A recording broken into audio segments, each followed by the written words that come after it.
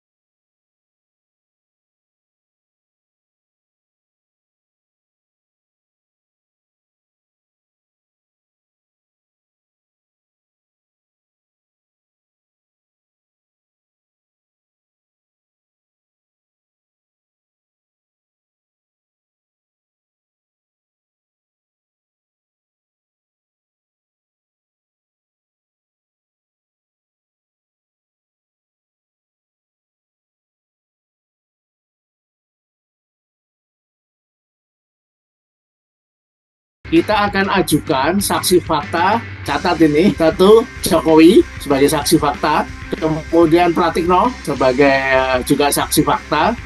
Kayaknya tidak ingin sepenuhnya ya, membuka dokumen atau informasi terkait ini. Ya. Entah kenapa, mungkin karena ingin mengikuti skenario atau petunjuk dari pimpinan UGM, Rektorat yang sudah 2 kali memberikan press conference, enggak lama lagi lah. Katakanlah hitungannya 2-3 bulan ke depan, semoga sudah bisa terungkap sebenarnya apa yang faktanya.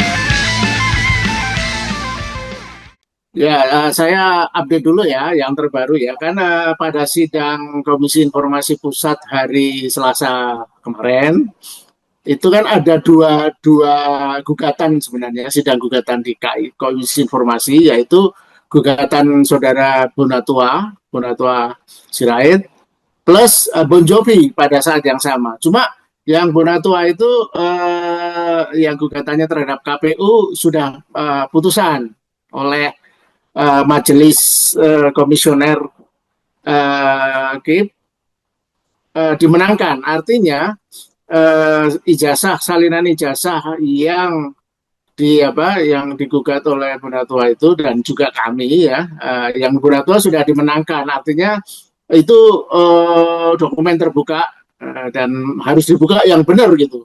Kan memang kami sudah dikasih ya, seperti halnya Bonatua dan Bon Jovi, salinan oleh KPU, tapi oleh KPU kan salinan yang diberikan ke kami itu salinan yang disensor. Ada sekian banyak informasi yang ditutup di solatif gitu, jadi kita nggak tahu yang ada 9 poin ya. Ada di tanda tangan rektor, tanda tangan dekan, nomor induk mahasiswa, kemudian stempel legalisasinya di plester sehingga kita tidak tahu kapan legalisasi itu, tanggalnya, dan siapa yang menandatangani legalisasi itu. Jadi ya walaupun salinannya diberi, tapi ya memang itu tidak mencerminkan keterbukaan informasi yang betul, itu masih ketertutupan. Nah, dengan putusan sidang yang gugatan Bonatua kemarin itu jadi jurisprudensi yang bagus. Artinya pasti putusan yang sama akan diberikan oleh Komisi Informasi Pusat kepada kami juga, Bon Jovi, yang khususnya dengan KPU. Tapi kan kami selain menggugat KPU Pusat, KPU Jakarta, dan KPU Solo, kami juga menggugat Polda Metro Jaya dan UGM.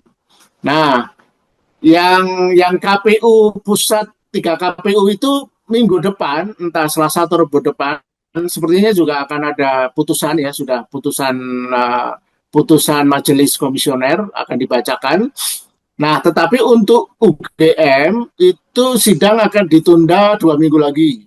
Dengan mata agenda acara adalah kita akan adukan saksi-saksi. Yang menarik adalah kita akan ajukan saksi fakta, catat ini, satu Jokowi sebagai saksi fakta, kemudian Pratikno sebagai juga saksi fakta yang kita ajukan, nama-nama itu akan kita ajukan. Kemudian kami mengajukan saksi ahli dari pihak kami, antara lain mantan hakim Mahkamah Konstitusi ya, Maurara Sihaan, kemudian juga mantan anggota Komisi Informasi Pusat, nanti namanya akan kami berikan, dan kemungkinan kalau bersedia pengurus PDIP sebagai partai yang dulu mengusung Jokowi sejak wali kota, gubernur, hingga presiden. Nah, diharapkan agenda sidang 2 minggu depan itu, dan khusus dengan UGM ini, akan ada perdebatan yang menarik. Perdebatan yang bukan hanya soal konsep-konsep keterbukaan informasi publik, bagaimana implementasinya, bagaimana pemahaman PPID itu. PPID adalah pejabat pengelola informasi dan dokumentasi ya di KPU, UGM dan Polda Metro Jaya. Dan setelah UGM kami masih punya lagi satu kasus dengan Polda Metro Jaya yang dalam putusan sela sebulan lalu gugatan kami ditolak karena secara administratif terlalu cepat, lebih cepat 2 hari. Harusnya kami menggugat ke KPI itu 30 hari, tapi kami mengajukan 28 hari. Jadi dianggap secara administrasi terlalu cepat sehingga ditolak. Nah, kami sudah mengajukan lagi dan sekali lagi ternyata Polda Metro Jaya tidak merespon permintaan kami. Jadi ketentuan aturan main di KPI ini, Komisi Informasi Pusat, sebelum kami menggugat ke KIP, kita harus memohon dulu ke lembaga-lembaga itu. Nah, kalau lembaga-lembaga itu tidak merespon, baru kami kemudian menggugat ke KIP. Nah, nanti puncak persidangan di KIP itu ya dengan Polda Metro Jaya yang kami perkirakan ya mungkin sekitar bulan Februari lah mulai. Dan kita ikut senang ya putusan majelis komisioner yang memenangkan gugatan Bonatua itu. Itu berarti sinyal bagus juga untuk kami Bon Jovi. Itu yang kami agak hairan kita sayangkan. Kesan kami sih UGM ini tidak sepenuhnya menghayati, mengamini dan menjalankan amanat Undang-Undang Keterbukaan Informasi Publik. Ada kesan kuat ya dari 4 kali sidang dengan UGM ini, kayaknya tidak ingin sepenuhnya ya membuka dokumen atau informasi terkait ini. Entah kenapa, mungkin karena ingin mengikuti skenario atau petunjuk dari pimpinan UGM, rektorat yang sudah 2 kali memberikan press conference, dan dari press conference itu rektor UGM dan juga staf rektorat lainnya itu ingin mengesankan bahwa mereka kan hanya memberi testimoni ya, kesaksian bahwa yang menegaskan bahwa ijazah Jokowi itu asli, bahwa benar Jokowi itu lulus UGM dan sebagainya. Nah, persoalannya adalah itu hanya testimoni yang disampaikan di media sosial selama sekian menit gitu. Dan itu tentu tidak memadai lah. Kalau untuk kasus sekontroversial ini, UGM itu kalau memang niat ingsunnya cukup baik untuk ingin membuka informasi, saya sudah sarankan tuh sejak beberapa bulan lalu, dedikasikan buat satu website atau cantumkan dibuat halaman khusus di website UGM, di mana bisa dengan mudah diakses oleh publik. Semua bukti-bukti, data, dokumen, informasi yang valid di-upload di situ. Sehingga tidak ada keraguan, tidak ada pertanyaan. Misalnya untuk hal-hal yang sepele aja lah. Soal kacamata, kan ada perbedaan persepsi ya. Ada yang bilang bahwa foto ijazah tidak boleh berkacamata, tapi pihak rektorat UGM tidak masalah, boleh berkacamata dan sebagainya. Dan kemudian misalnya persoalan KKN, itu kan semuanya info-info yang validasinya harus didukung dengan dokumen, catatan, foto dan sebagainya yang kuat. Gitu. Tidak bisa dengan asumsi-asumsi bahwa kami punya semua, kan UGM kan attitude-nya mirip Jokowi. Nanti kami akan buka semua di pengadilan. Nah, nggak begitu. Fungsi PPID ini tidak harus ke pengadilan. Ke pengadilan itu kalau memang ada dispute yang sifatnya tidak bisa diselesaikan dengan cara-cara komunikasi dan informasinya itu dianggap dikecualikan dan sebagainya. Nah, kalau informasinya itu sifatnya ingin segera memberikan konfirmasi ke masyarakat untuk menyelesaikan kontroversi yang berlarut-larut yang udah berjalan lebih dari 3 tahun ini, kenapa harus ada sesuatu yang terkesan tidak terbuka gitu? Itu yang jadi kesan saya attitude-nya Jokowi dan UGM itu 11-12 gitu. Atau mungkin mereka memang berkonsolidasi, berkonspirasi, berkoordinasi, kita nggak tahu. Kita lihat aja. Tapi ini menurut saya nggak lama lagi lah. katakanlah hitungannya 2-3 bulan ke depan, semoga sudah bisa terungkap sebenarnya apa yang faktanya soal ijazah ini ya, asli palsu atau prosesnya gimana. Jauh ini memang dari yang kita sidang yang kita jalani ya, 4 kali sidang kan kami dengan UGM 4 kali, dengan KPU 3 kali. Eh, Memang sangat kuat terkesan majelis komisionernya itu masih independen ya, dan kadang pertanyaan-pertanyaannya menohok, bahkan lebih menohok dari kami ya, karena mereka mungkin lebih menguasai soal soal informasi, keterbukaan informasi ini. Dan bukan hanya itu, kesan saya memang bahkan sangat rasa ingin tahu dari para majelis itu juga kuat, sehingga kemudian menilai misalnya ada beberapa istilah yang dilontarkan oleh majelis-majelis komisioner ini yang memang sangat menohok gitu. Misalnya UGM, tim PPID UGM pernah dituduh kaufinis ya, kaufinis. Terus diingatkan, kok kesannya PPID UGM itu belum memahami sepenuhnya soal keterbukaan informasi publik. Apakah pernah ditanya itu? Ini saya hanya menyampaikan saja di persidangan ya. Apakah PPID UGM tidak pernah ikut sosialisasi, mendapat sosialisasi soal keterbukaan informasi? Karena soal uji konsekuensi misalnya, itu saja seperti nggak paham. Uji konsekuensi itu kan harus melibatkan pihak ketiga, pihak independen. Uji konsekuensi itu tidak boleh hanya UGM, sehingga UGM harus melakukan 2 kali uji konsekuensi yang tentu saja sangat memalukan ya. Kemudian pada sidang-sidang awal itu UGM merespon email kami, merespon permohonan kami tidak dengan ditandatangani oleh pejabat PPID, pejabat UGM. Tidak ada kop suratnya. Jadi waktu itu majelis komisionernya menanyakan, lah ini dari mana kita tahu bahwa jawaban UGM ini memang valid, memang jawaban yang diberikan oleh instansi PPD yang punya kewenangan itu, kalau nggak ada yang tanda tangan. Nah, kekonyolan itu, eksiden-eksiden itu menunjukkan penilaian saya ya, tidak kompet inkompetensi ya, kesan saya ya, dari UGM, dari staf PPID UGM, kemudian juga inkoordinasi, kemudian juga itu tadi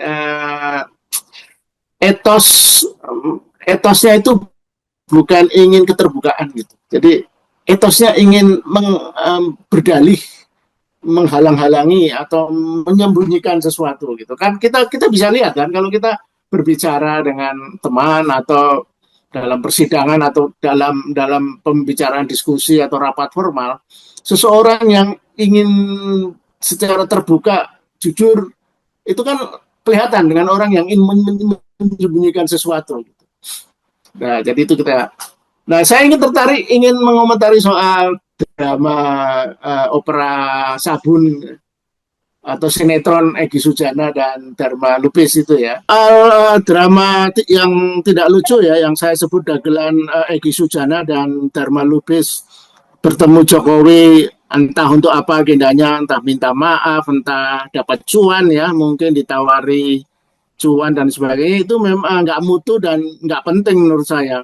Karena dalam setiap kali, kalau kita bisa sebut ini perjuangan, mencari kebenaran, itu akan selalu ada pihak-pihak yang ingin mengail di air keruh, mengkhianati, atau menyeberang, dan sebagainya. Jadi tidak terlalu signifikan lah. Kan Egy Sujana dan Dharma Lubis yang menurut saya bukan aktor utama ya.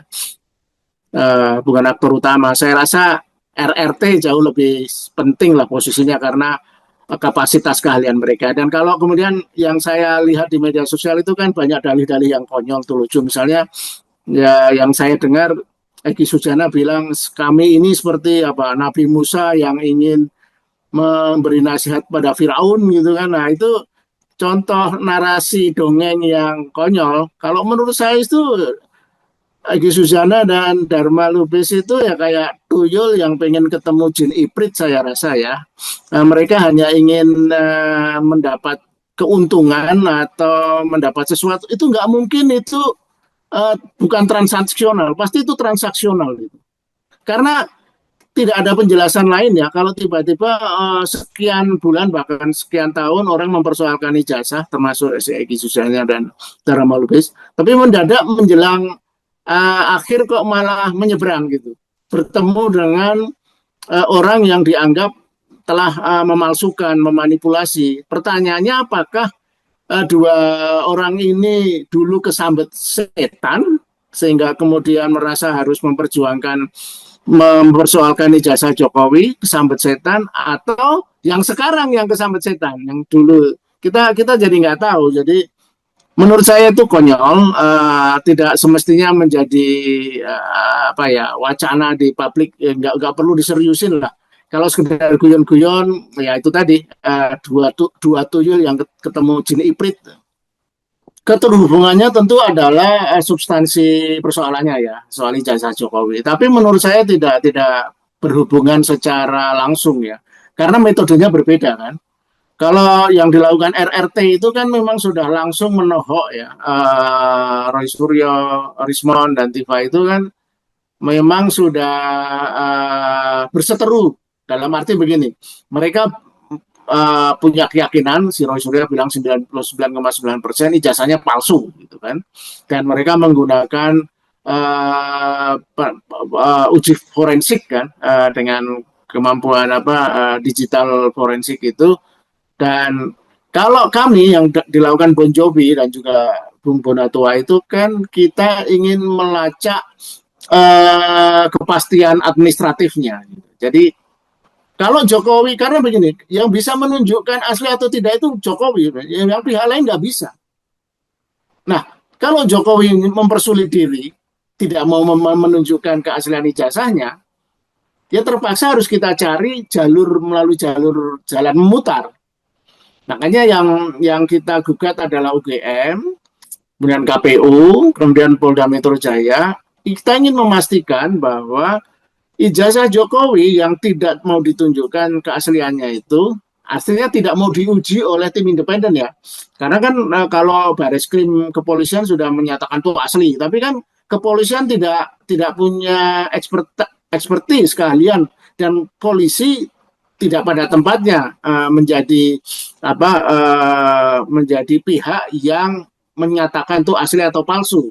Yang menyatakan asli palsu adalah tim ahli independen, ya, soal keaslian ijazah itu. Nah, jadi polisi itu sama dengan UGM posisinya, hanya memberi kesaksian itu. Kebetulan kesaksiannya memihak Jokowi gitu. Nah, itu yang sedang kita uji. Makanya kalau Bon Jovi kan jelas, UGM yang kita kejar dengan 20 dokumen, itu kita ingin memastikan kalaupun ijazahnya hilang ya, tidak ketemu, dan ini ijazah yang ada sekarang ini sebenarnya ijazah KW-nya itulah. Dan artinya kalau kita berasumsi Jokowi benar-benar kuliah di UGM dan lulus, kan kita akan ada dokumen-dokumen, catatan-catatan informasi yang tersedia di UGM.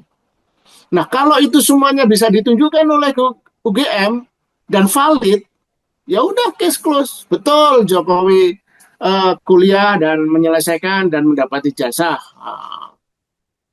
Tapi kalau itu tidak ada, tidak bisa divalidasi, ya artinya jangan-jangan betul apa yang disampaikan oleh RRT itu, bahwa itu memang ijazah KW, ijazah abal-abal yang dibuat di Pramuka atau di mana. Tapi kan kita tidak langsung mengarah ke sananya. Kita menyelusuri proses-proses bagaimana dulu Jokowi kalau benar kuliah di UGM itu ya. Sekarang misalnya kita persoalkan KKN. Nah, isunya kan sama dengan RRT, tapi kalau RRT kan langsung menohok, oh tidak ikut KKN. Dan kalau kita kemarin dalam persidangan terakhir kan, kebetulan salah satu kuasa hukum kita kan alumni UGM.